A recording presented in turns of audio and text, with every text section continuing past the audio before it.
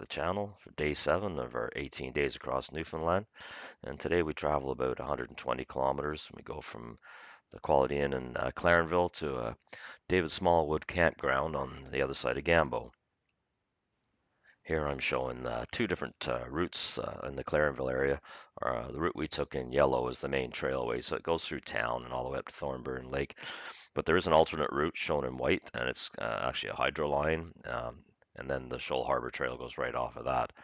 I didn't go this route. I wanted to check out Clarenville, and also there's a little bit of a sketchy part before you get to Shoal Harbor. It's got a little wooden bridge and some pretty mucky areas. But if you watch actually Crossing Newfoundland by ATV's latest video from 2022, they'll show that area, and they had the little bridge come apart on them, but kind of why I didn't want to go that way. We also got a late start to the day, and we were camping that night, so wanted to get to our destination with lots of light left to set up camp. So yeah, we didn't make it down the Shoal Harbor Pond, but that looks like a great little ride to get down there. Here's a close-up view of the trail that goes through and around Clarenville. So we left the hotel in the morning down the bottom right. We just went up the road a piece and filled up the tanks, and then headed back out the same trail we came in. So it's about 13 kilometers all the way through town. So I thought for something different, I would just my video show the whole route through town. I sped it up a bit so it won't take that long. And there is a part right at the end that was a little confusing, but I'll explain that in a little bit.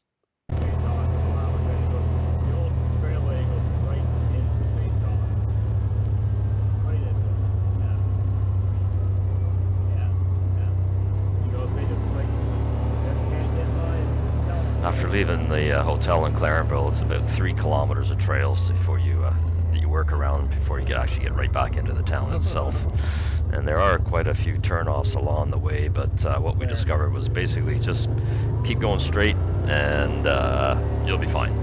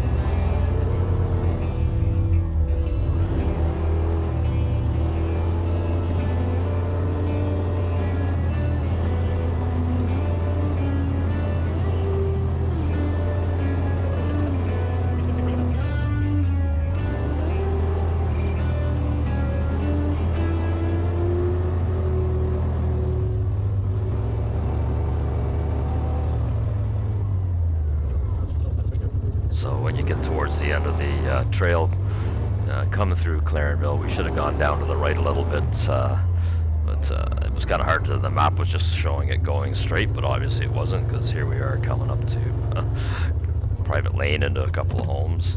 So it wasn't too bad. We just turned around and went down towards this bridge that you'll see, and just before as you cross the road and go down the road towards that bridge, and just before the bridge you hang a left and you'll be back onto the trail. A little confusing, but it's not the greatest when it comes to being marked on this end, but it's not that bad to find.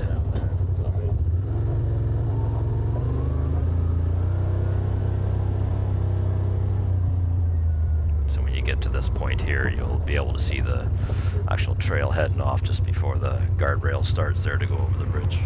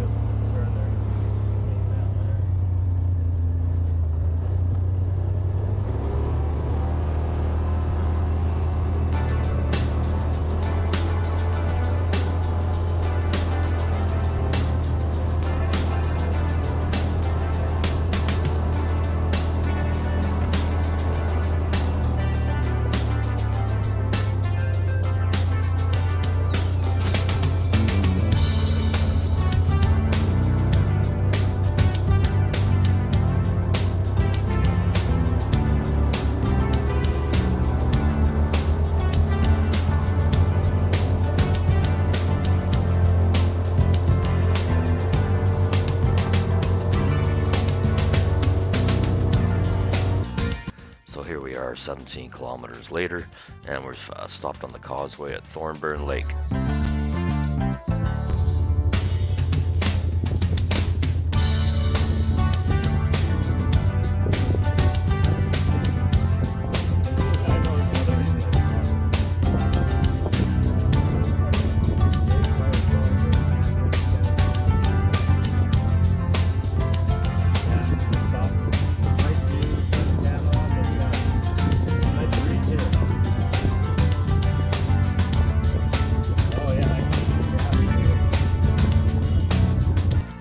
About 20 kilometers after leaving the causeway there, we get to the bridge at Port Brantford, and then after that was about 10 kilometers up to the launch spot there at the Northwest Brook Bridge.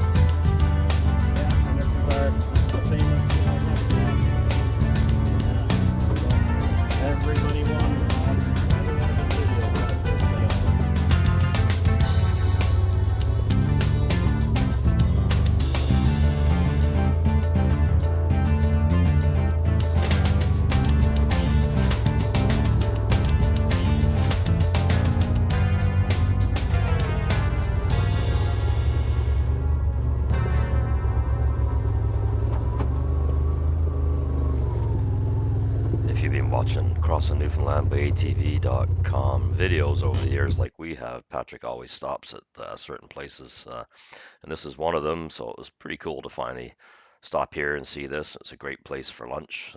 It's really cool waterfalls. You just crawl around and the rocks and check that out. And have your lunch, nice break. And like he says, people do camp here as well. It's really is a nice little spot. Not just looking upstream from it.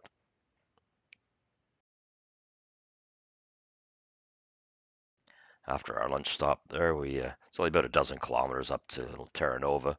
We did find a little sand pit to play in just as we're coming into town, and then just as you get to the bridge, you can actually go down off the embankment, some water. It was a really hot day, and we said, let's just go take a dip in the water. It was really tempting not to go for a complete swim, but just walking around the water a bit was great.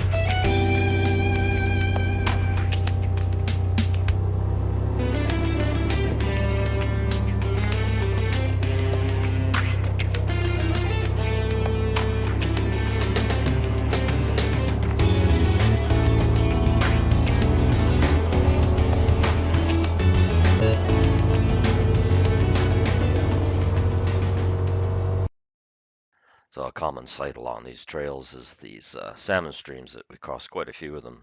We saw quite a few people fly fishing. Looks like they're having fun.